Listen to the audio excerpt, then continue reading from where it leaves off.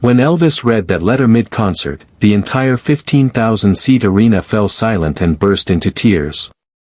The king of rock and roll stopped mid-song, his voice cracking as he read words that would change not just that night, but the rest of his life.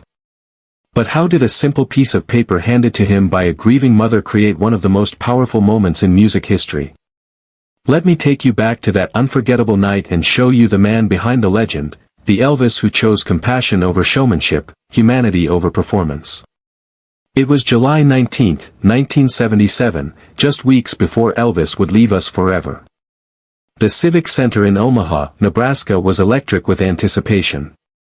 15,000 fans had gathered to witness what they didn't know would be one of the King's final performances. The air was thick with excitement, anticipation, and that unmistakable energy that only Elvis could generate.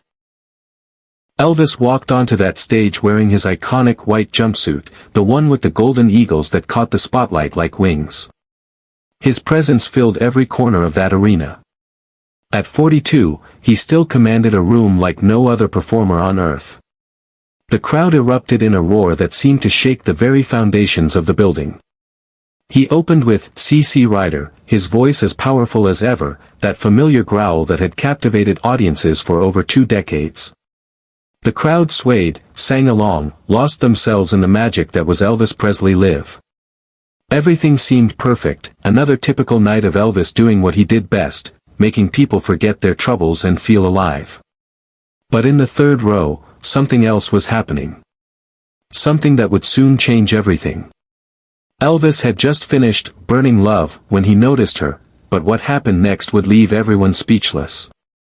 Sarah Mitchell sat clutching a wrinkled envelope, tears streaming down her face.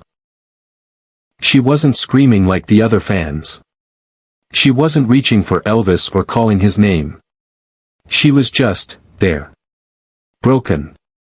Holding on to something that meant more to her than life itself. Her 8-year-old son Tommy had been Elvis's biggest fan. Every morning before school, he'd put on "Hound Dog" and dance around the kitchen, doing his best Elvis impression, complete with the hip swivel that made Sarah laugh until her sides hurt. Tommy had posters of Elvis covering every inch of his bedroom walls. He knew every song, every movie, every story about his hero. But Tommy wasn't there that night. Tommy would never be there again. 3 months earlier, leukemia had taken him. In his final days at the hospital, all Tommy talked about was meeting Elvis. "When I get better, Mama," he'd whispered with what little strength he had left, "we're gonna go see Elvis together." Sarah had promised him they would. She'd held his small hand and promised they'd have the best seats in the house. Now she was here, alone, carrying the letter Tommy had written to Elvis just days before he passed away. A letter he'd made her promise to deliver if he couldn't do it himself.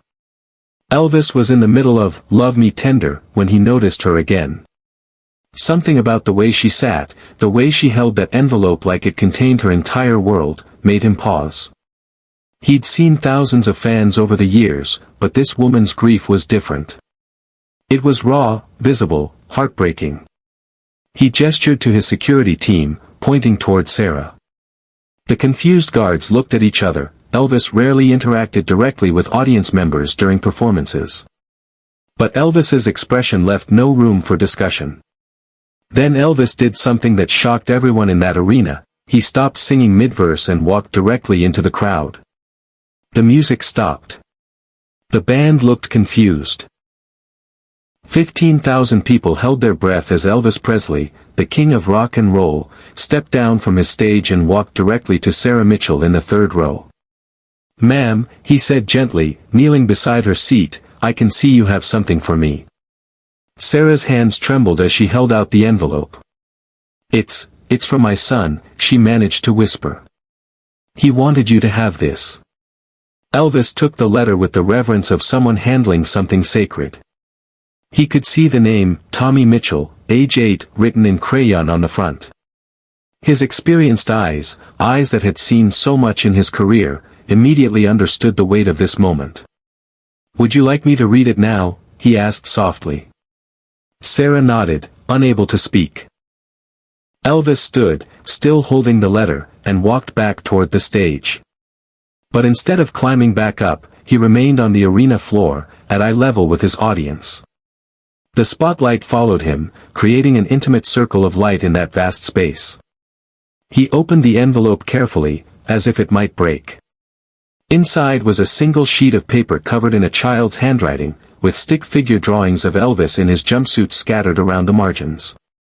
Elvis began to read, his voice carrying clearly through the arena's sound system. "Dear Elvis, my name is Tommy and I am 8 years old. I am very sick and the doctors say I might not get better. But I wanted to write to you because you make me happy when I listen to your songs. My favorite is, Can't Help Falling in Love, because my mama says that's how much she loves me." Elvis's voice caught slightly, but he continued. "I drew you a picture on this paper. I hope you like it. I told my mama that if I can't meet you, she should give you this letter. I want you to know that your music makes sick kids like me feel brave. Could you maybe sing my favorite song and think of me? I will be listening from heaven if I have to go there. Your biggest fan, Tommy Mitchell. P.S. Take care of my mama, she gets sad sometimes." By the time Elvis finished reading, there wasn't a dry eye in that entire arena, including his own. The silence that followed was profound. 15,000 people, many of them tough, grown adults, were crying openly. Elvis stood there, still holding Tommy's letter, tears streaming down his face. His makeup was running, his perfect hair was slightly messed, but none of that mattered now. He looked directly at Sarah, who was sobbing in her seat. "Ma'am, what was your son's name again?" he asked, though he already knew. "Tommy," she whispered. "Tommy Mitchell." Elvis closed his eyes for a moment, as if saying a silent prayer for the boy he'd never meet but somehow already loved. When he opened them, there was a determination there that his band members had never seen before. "Tommy Mitchell," he repeated, letting the name echo through the arena's sound system. 8 years old. Braver than any of us. He looked around at the silent audience, these 15,000 people who had come for entertainment and instead found themselves witnesses to something sacred. "You know," Elvis continued, his voice growing stronger, "I've been performing for over 20 years. I've sung for presidents, for royalty, for millions of people around the world. But tonight, I'm singing for Tommy. And for every parent who's ever held their child's hand through something unimaginable." The arena remained silent, but it wasn't an uncomfortable silence. It was the kind of reverent quiet you find in churches, in hospitals, in moments when the sacred breaks through the ordinary.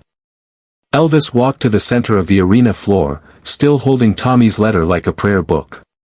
He signaled to his pianist, who began the gentle opening chords they all recognized. "Before I sing Tommy's favorite song," Elvis said, "I want everyone here to understand something. Music isn't just entertainment. It's not just about selling records or filling arenas. Music is medicine. It's hope. It's the language we use when regular words aren't enough." He looked directly at Sarah again. "Ma'am, your boy knew that. At 8 years old, he understood what some adults never figure out. He knew that music could make him brave. He knew that songs could carry love across impossible distances." Elvis nodded and walked back toward the stage, still carrying the letter. He signaled to his band, and they began the gentle opening notes of "Can't Help Falling in Love." But this wasn't the version his audience expected. This was different. Raw. Personal. "This one's for Tommy Mitchell," Elvis announced, his voice thick with emotion. "An 8-year-old boy who reminded me why we do this. Tommy, buddy, wherever you are, this one's for you and your mama." As Elvis sang, something magical happened. The entire audience began singing along.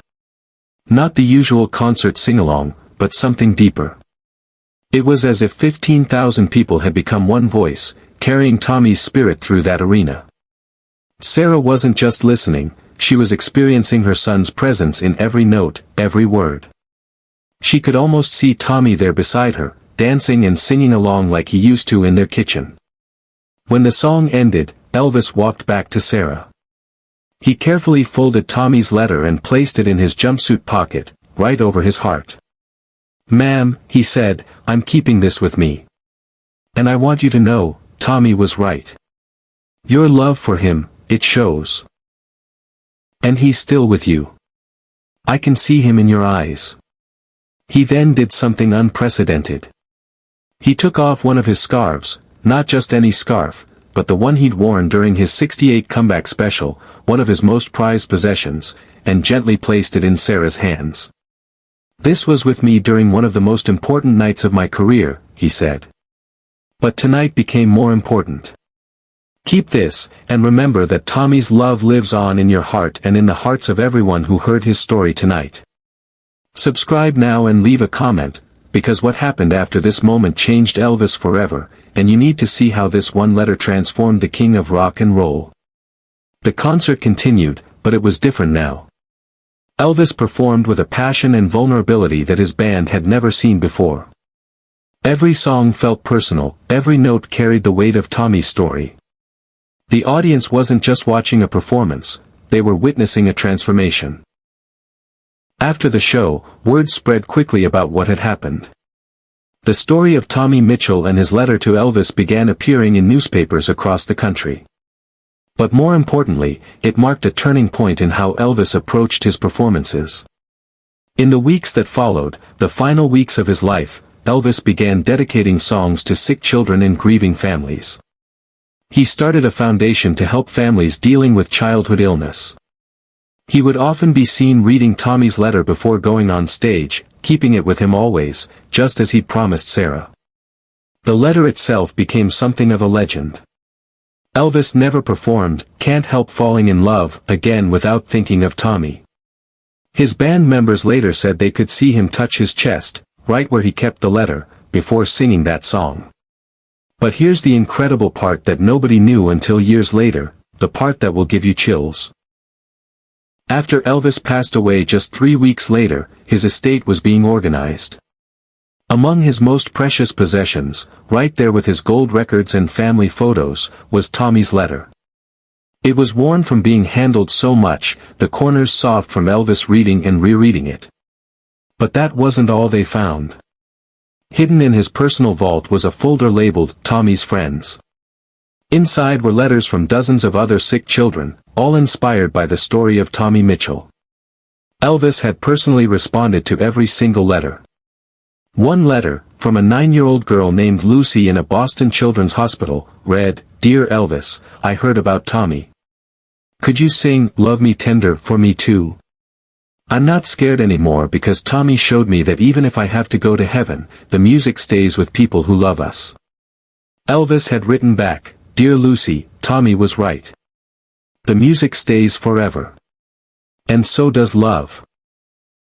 But perhaps the most incredible discovery was what they found in Elvis's dressing room at Graceland.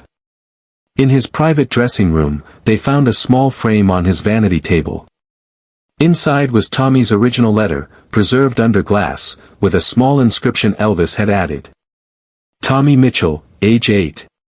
My teacher, my inspiration, my reminder of why music matters. Every song I sing for children like him." EP, July 19, 1977. In those final weeks of his life, Elvis had been planning a tour of children's hospitals across the country. Not for publicity, but simply to bring music directly to children who couldn't come to concerts. The tour was scheduled to begin in September 1977. Elvis passed away in August. Sarah Mitchell lived to be 89 years old. Every year on July 19, she would return to that same seat in the Omaha Civic Center, which still hosts concerts today. The venue eventually retired seat 3 row C14, placing a small brass plaque there that reads, "In memory of Tommy Mitchell, and the night music became medicine." Sarah Mitchell kept Elvis's scarf for the rest of her life. She later said that every time she held it, she could feel both Elvis's compassion and Tommy's joy. She became an advocate for children's cancer research, often sharing the story of that miraculous night when the king of rock and roll stopped his show to honor her son. The Civic Center in Omaha put up a small plaque commemorating that concert. It reads, July 19, 1977, the night Elvis Presley reminded us that music's greatest power is not to entertain, but to heal. Tommy's letter, preserved in Elvis's estate, was eventually donated to St. Jude Children's Research Hospital, where it hangs in a place of honor. Thousands of families dealing with childhood illness have found comfort in Tommy's words and Elvis's response to them. Share this story and subscribe. Because some moments are too powerful to be forgotten, and Tommy Mitchell's letter to Elvis deserves to inspire people forever. The impact of that single letter, that one moment of human connection, rippled far beyond that July night in Omaha. It reminded everyone, the audience, the band, and Elvis himself, that beneath all the fame, the costumes, and the performance, music exists to connect human hearts. Elvis Presley may have been the king of rock and roll, but that night in Omaha, he showed the world something even more powerful, that true kingship comes not from ruling over people, but from serving them with love and compassion. And somewhere, in the mystery that lies beyond this life, an 8-year-old boy named Tommy Mitchell knows that his letter changed not just one man, but touched the hearts of millions of people who heard his story. His simple, pure love became part of Elvis's legacy, a reminder that sometimes the most powerful performances happen not on stage, but in the quiet moments when we choose to see each other's pain and respond with kindness.